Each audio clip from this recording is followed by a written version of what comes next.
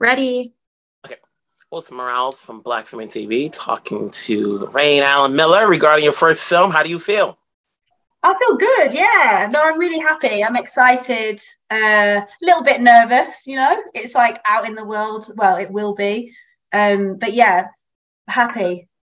From music videos to commercials to a short film, the elevation has gone faster than you expected. And usually, when people do their first film, it's, something that they written, and then, there's the challenge of getting it seen and greenlit. But here, they came to you. How did that come about?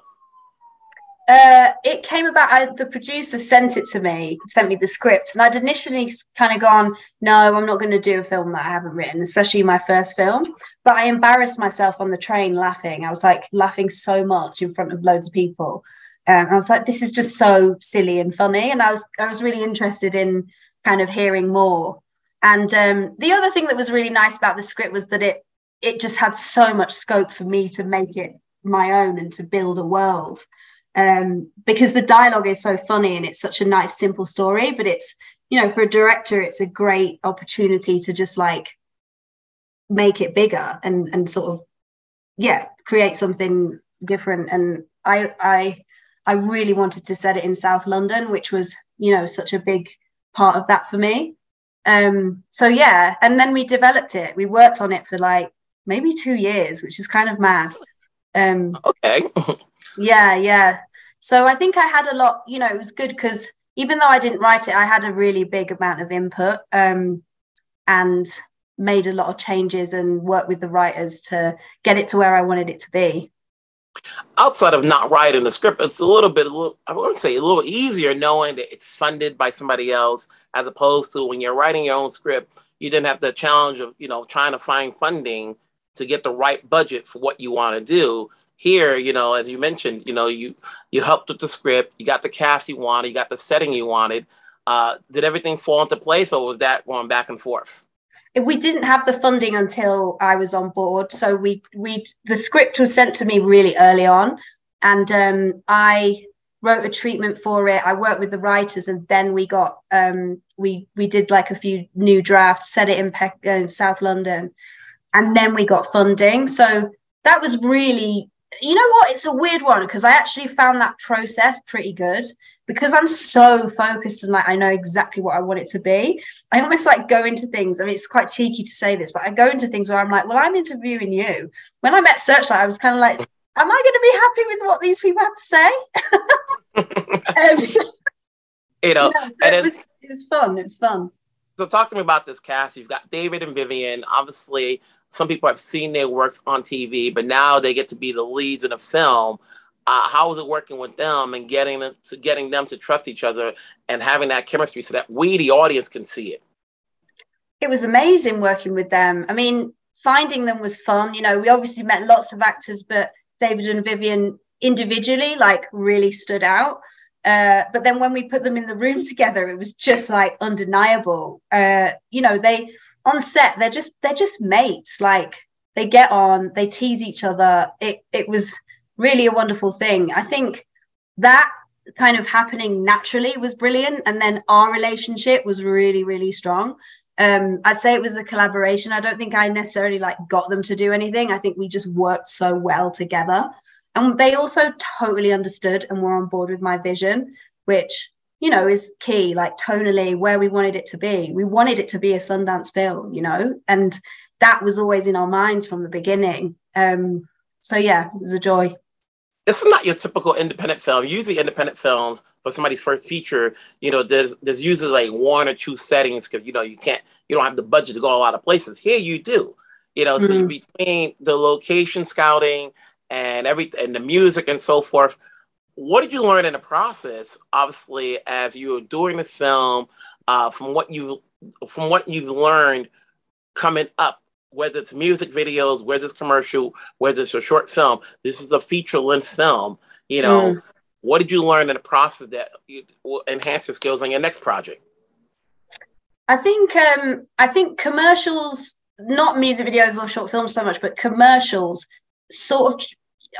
You work so many days and you're on set all the time. and you're working with crew all the time. And that means that like I have like a lot of experience on set. Not in, you know, obviously it's my first feature, but it wasn't a new thing to be on set. But also it wasn't a new thing, the hustle wasn't new. And it's funny because I work in commercials. I have expensive taste, you know, I want everything to be designed like in a really specific way. And it was hard. I had to push really, really hard.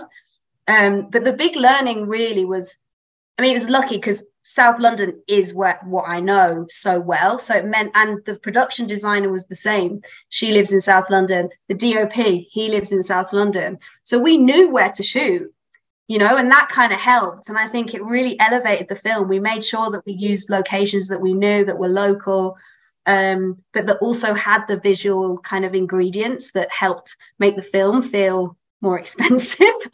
You know, vision, like the expensive is the wrong word, sorry, more kind of luxurious, I guess. Yeah. When it comes to romantic films, you know, we the audience, you know, I've seen enough of these things where it's a simple thing. Boy meets girl, boy gets girl, boy loses girl, they get back together. We kind of see where it's going to go, but it's a matter of whether or not the execution sells. You know, you're doing a romantic comedy. You know, we've seen these things. You know, how did you want to make it separate from what people have seen in the past, even though we kind of know where it's going to go at the end? Yeah, that's a really good question, because it was literally like my kind of almost like weird like mantra. I think I still cringe at the fact that it's a rom-com. Like I'm always like, no, it's not a rom-com, and it so is. And I think that's part of my thing. It was like, I do not want it to be like a cheesy back-to-back, like, hey, rom-com. Like, you know, I really didn't want it to be like that. And so I think having that in my mind was the reason that it didn't end up being that way. And I think, again, like everybody else understood that and was on board with that. Because rom-coms are great, but when they're cheesy, they're not. And it was just like the cheesy filter was on constantly. The uncheesy filter was on constantly. You know, and then, you know, when you're working with a team like this, and you know, there's a, I'm not going to spoil it, but there's a surprise in there from what, if people know films, you know, without throwing that in there. Was that your additional? I guess we'll leave it out because we want people to see this. Wait, what bit? What bit do you mean? You know, when I'm talking about Colin. Oh, you know? I mean, that was. I kind of have said this before, that it's almost like a cheeky, like, middle finger in a way, you know, to like those films, because this is my like UK rom-com, and it's not that. but I'm going to I'm going to give you a cheeky, like, you know, I see you. You know, going to Sundance is an experience. You know, it's a win itself. You know, whether your film wins prizes or not, I think when you go to Sundance, you know, it gets its own fame, you know, because people know it, and you're one of the few women filmmakers out there of color with a film out there. You know, how's it been so far with the experience of, you know, being at Sundance and experiencing and meeting new people and networking, and hopefully, you know, this movie's already going to get distributed, but, you know, where you can go from here? It's really exciting, actually. Before I came, I was really nervous because it, you know, that kind of networking and, you know, meet interviews and all that kind of stuff. It's like a whole new world of filmmaking. But it's also so important, you know, and it's been really fun. I've really enjoyed it. It's been really nice talking about something that I've loved doing. And also I've been doing lots of it with Vivian and David, and that, you know, I love them. So it's been really nice hanging out.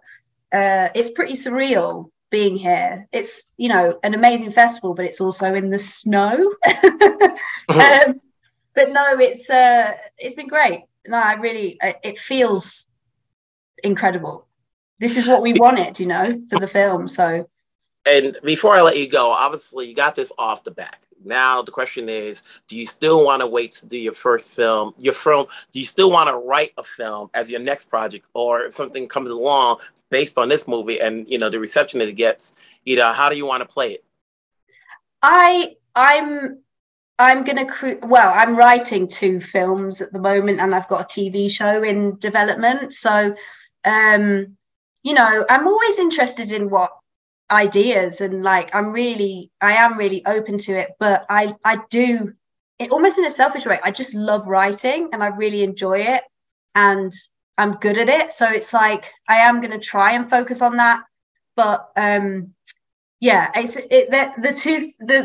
film that I'm writing at the moment, I just think it needs to get made. It's really exciting. So I've got, you know, I'm focusing on that. And that's with BBC Films again. So, you know, hopefully we'll be working on that soon.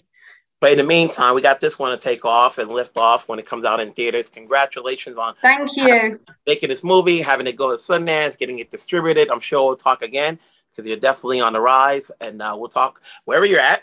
Stay safe, stay warm. Oh, thank you. You too. You too. Thank you. Take care. Bye.